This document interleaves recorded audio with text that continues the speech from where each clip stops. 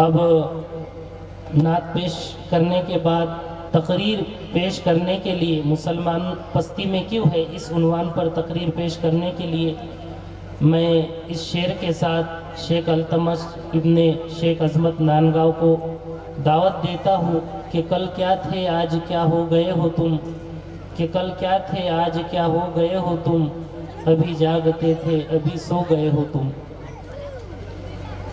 شیخ التمش۔ السلام علیکم ورحمۃ اللہ وبرکاتہ۔ الحمد للہ وکفا وسلام علی عبادہ الذین اصطفى، اما بعد فاعوذ باللہ من الشیطان الرجیم، بسم اللہ الرحمن الرحیم۔ ولا تهنوا ولا تحزنوا وانتم الاعلون ان کنتم مؤمنین، صدق اللہ العظیم۔ تمہیں کالی گھٹاؤں کو بھی نہیں پہچاننا آیا، تمہیں کالی گھٹاؤں کو بھی نہیں پہچاننا آیا، نشے من سے دھواں اٹھتا ہے تم کہتے ہو ساون ہے۔ صدر محترم، حاضران مجلس، انسانیت کے خرمن پر کئی بجلیاں گری ہے، باغ آدم میں کئی آندھیاں آئی ہے، وحشت و بربریت کے ہاتھوں نے بارہا انسانیت کا منہ نوچا ہے، لیکن آئے دن آگ اور خون کا جو کھیل آپ دیکھ رہے ہیں شاید ہی کسی نے نہ دیکھا ہو، اور یہ تو طے ہے کہ یہ کھیل اس وقت تک جاری رہے گا جب تک مسلمان غفلت اور لادینیت کے شکار رہیں گے۔ حضرات گرامی، ہر طرف مسلمانوں کی تباہی و بربادی کے گیت گائے جا رہے ہیں، ہر سمت مسلمانوں کے حقوق پر ڈاکہ ڈالا جا رہا ہے۔ ملک کا کوئی گوشہ ایسا نہیں جہاں مسلمانوں کی عصمتیں محفوظ ہو، ہر طرف لوٹ مار، رہزنی، تشدد، خوریزی۔ غرض یہ کہ زندگی کے ہر میدان میں مسلمان بری طرح پڑ رہا ہے اور سوچ رہا ہے کہ مسلمان پستی میں کیوں ہے، مسلمان ذلت و رسوائی کی نالیوں میں رینگنے پر کیوں مجبور ہے۔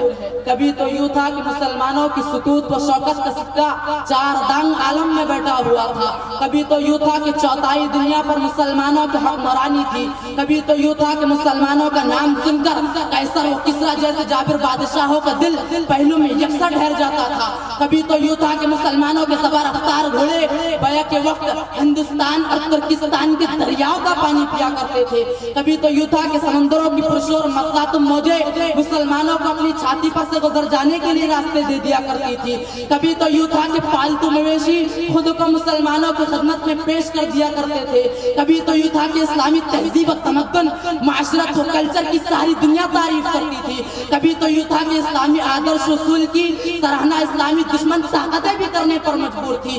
مگر آج کیا بات ہے کہ مسلمان قدم قدم پر ذلیل و رسوا ہو رہا ہے، مسلمانوں کی تہذیب و تمدن کا مذاق اڑایا جا رہا ہے۔ آخر کیوں؟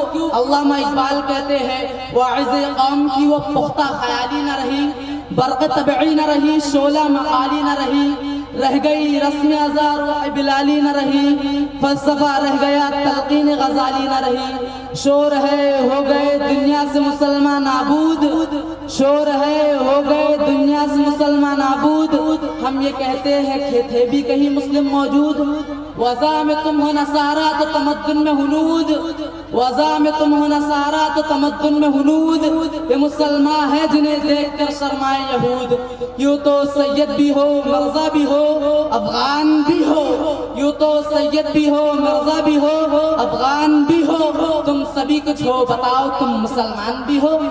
اللہ بھی وہی، اللہ کے لاڈلے رسول اللہ صلی اللہ علیہ وسلم کی تعلیم بھی وہی، اسلام بھی وہی، اسلام کے قوانین و ضوابط بھی وہی، مگر اب ہمارے نالائے دل میں اثر کیوں نہیں رہا، ہماری دعائیں بے اثر کیوں ہو رہی ہے، ہمارے معصوم بچوں کی جگر دوستی کے رنگ کیوں نہیں لاتی، ہماری مظلوم ماں بہنوں کی سسکیاں آسمان کے دروازے کیوں نہیں کھٹکھٹاتی، خدا ذوالجلال وقت کے برہوں پہ سنگباری کے لیے ابابیل پرندوں کا لشکر کیوں نہیں اتارتا۔ آخر کیوں؟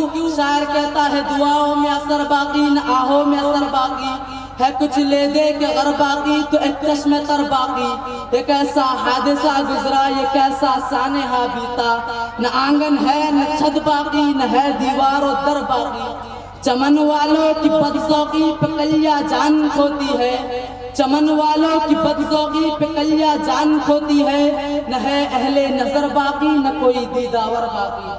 حضرات غرامی، تاریخ اس بات کی گواہ ہے، واقعات زبان حال سے چیخ چیخ کر کہہ رہے ہیں کہ مسلمان جب تک صحیح معنوں میں مسلمان رہے اور وَاعْتَصِمُوا بِحَبْلِ اللَّهِ جَمِيعًا وَلَا تَفَرَّقُوا کا دامن مضبوطی سے تھامے رکھا تو زندگی کے ہر میدان میں فتح و نصرت سے ہمکنار رہے اور کامیابی ان کے قدم چومتی رہی۔ اور جب بھی اللہ اور اس کے رسول کے حکموں کے خلاف ورزی کی تو کثیر تعداد میں ہونے کے باوجود بھی کمزور دشمنوں کے ہاتھوں پھڑ گئے۔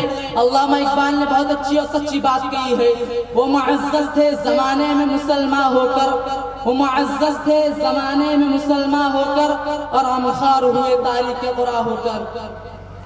اسلام کے باہمت فرزندوں، غزوہ بدر کا واقعہ آپ کو یاد ہی ہوگا۔ 1000 کیل کاٹے سے فجار کے مقابلے میں مسلمان کتنے تھے؟ صرف 313، وہ بھی بے سر و سامان۔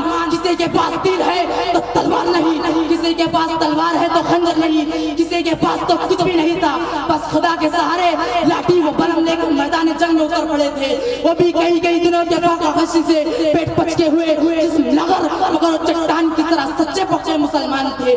ان کے شیر جانوں میں مضبوط قوت ایمانی مجزم تھی، ان کے دلوں میں ایمان و یقین کی شمع جل رہی تھی جسے کفر ضلالت کی دھوکے ہرگز بجھا نہ سکتے تھے۔ وہ نشائے توحید لبریز تھے۔ اللہ اور اس کے رسول کی محبت نے انہیں بیعہ کے وقت 1000 فجار سے لڑ جانے کا حوصلہ اور عظمت عطا کیا تھا۔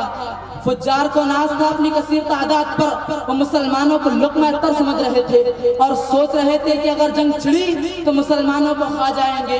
دوستو، تاریخ بتاتی ہے کہ جب 313 حق پرستوں کے مقابل 1000 فجار آئے تو تھوڑی ہی دیر میں 313 حق پرستوں نے 1000 فجار کو گاجر اور مولی کی طرح کاٹ کر رکھ دیا۔ مسلمانوں کی اس حیرت انگیز جیت پر عقل انسانی حیران تھی۔ فرد حیرت سے تاریخ کے راہ پھڑ اٹھے تھے۔ خدا کی نصرت ان کے ساتھ تھی، وہ جہاں بھی جاتے کامیابی ان کے قدم چومتی۔ وہ خدا کی نصرت کا ہی بھروسہ تھا کہ جب وہ 313 کی تعداد میں تھے تو کفار عرب کو چیلنج دے دیا، اور جب وہ لاکھ کی تعداد میں پہنچے تو پوری دنیا کو تسخیر کرنے کا عزم لے کر اٹھ کھڑے ہوئے۔ ان کے مقابل جو بھی طاقتیں آتی پاش ہو جاتی، کیونکہ اللہ تعالیٰ نے صاف فرما دیا ہے کہ تم اگر میرے اور میرے رسول کی مطیع رہے تو تمہیں غم کرنے کی ضرورت نہیں۔ دین و دنیا میں تم ہی سربلند رہو گے، تمہیں کو زمین کا وارث بنا دیا جائے گا، تمہیں کو خلافت سے سرفراز کیا جائے گا۔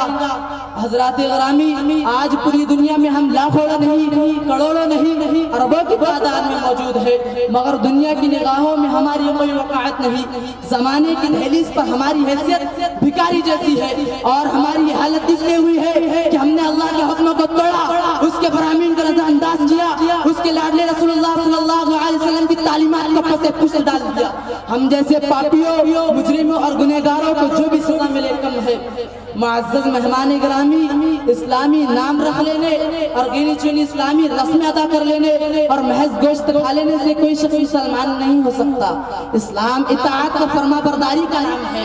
مسلمان وہ ہے جس کے قلب میں ایمان کی حقیقت اس قدر اجاگر اور پیوست ہو جائے کہ اس کے دل و دماغ پر بس اسی کا غلبہ ہو، افکار و خیالات، اخلاق و معاملات سب پر اسی کا تسلط ہو۔ اللہ اور اس کے رسول کے آگے سمعنا و اطعنا کے سوا ہمارا کوئی قول و فعل نہ ہو۔ جب ایسا ہوگا تو ہماری قوت صرف اپنے نفس اور جسم کی قوت نہ ہوگی، بلکہ اس حکم الحاکمین کی قوت ہوگی جس کے سامنے سارے جہاں کی ہر چیز سجدے میں گر جاتی ہے، اور ہماری یہی قوت دنیا کو للکارنے کے لیے کافی ہے۔